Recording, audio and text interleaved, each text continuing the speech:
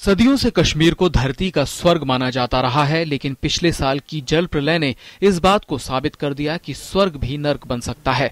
पिछले साल आई बाढ़ राज्य में बीते करीब 6 दशकों में आई सबसे बड़ी प्राकृतिक आपदा थी, जिसमें काफी तबाही हुई थी। इस तबाही के 6 महीने के बाद ही राज्य एक बार फिर से बाढ़ की चपेट में है, लेकिन इस बार हालात थोड़े से अलग हैं। पिछली बार हुई भारी तबाही की सबसे बड़ी वजह ये थी कि लोगों को समझने का मौका ही नहीं मिला। उन्हें इस बात का अंदाजा नहीं था कि बाढ़ का पानी घरों में घुस जाएगा। पिछले बार के अनुभव से सबक लेते हुए लोगों ने इस बार फौरन अपने घर खाली कर सुरक्षित स्थानों पर शरण ले ली। प्रशासन भी पिछली बार से सबक लेते हुए फौरन ही हरकत में आ गया और प्रशासनिक अमले ने तैयारी शुरू कर दी। पानी निकासी की मशीनें जल्द ही प्रभावित इलाकों में पहुंच गईं। एनडीआरएफ जैसे बचाव एजेंसियों ने पहले से ही खतरे का अंदेशा भांपकर देश के अलग अलग हिस्सों में स्थित अपनी बटालियनों को श्रीनगर की ओर रवाना कर दिया। एनडीआरएफ की टीमों के साथ ही राहत सामग्री भी पहुंची, जिससे न केवल लोगों को जल्द सुरक्षित बाहर निकाला गया, बल्कि उन्हें बाकी राहत भी पहुंचाई गई। प्रशासन और राहत एजेंसियां तैयार थीं, जिससे संचार सेवाओं को दुरुस्त रखने के लिए समय से कदम उठाए गए।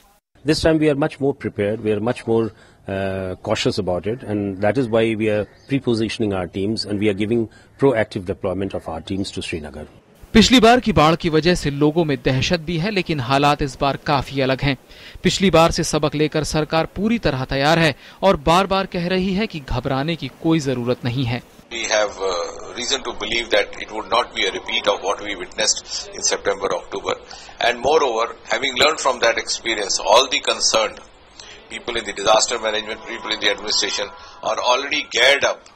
वैसे सवाल ये उठ रहा है कि जम्मू कश्मीर और खासकर श्रीनगर जैसे शहर में बाढ़ से पानी कैसे भर रहा है।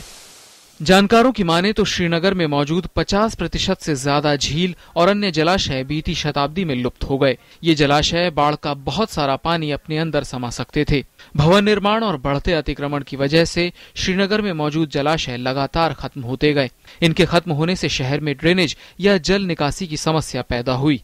वैज्ञानिकों का कहना है कि हाल के सालों में घाटी में 2-3 दिन की बारिश से झेलम नदी में बाढ़ का खतरा मंडराने लगता है, लेकिन 2-3 दशक पहले ऐसा नहीं होता था। छोटे छोटे बांधों की मरम्मत न होना भी एक बड़ी वजह है। राज्य में बाढ़ के साथ ही भूस्खलन से भारी तबाही होती है। इसके पीछे कारण पहाड़ों को काटकर हो रहा सड़कों का निर्माण और पेड़ पौधों का कटाव है। कुल मिलाकर उचित रखरखाव, आबादी बढ़ने के साथ ही तैयारी न करना और प्रकृति से छेड़छाड़ इस तबाही का कारण है। जिस तरह से इस बार सरकार ने पिछली बार से सबक लेकर तैयारियां की, उससे जानमाल का नुकसान बचाया जा सका। News night desk, DD news.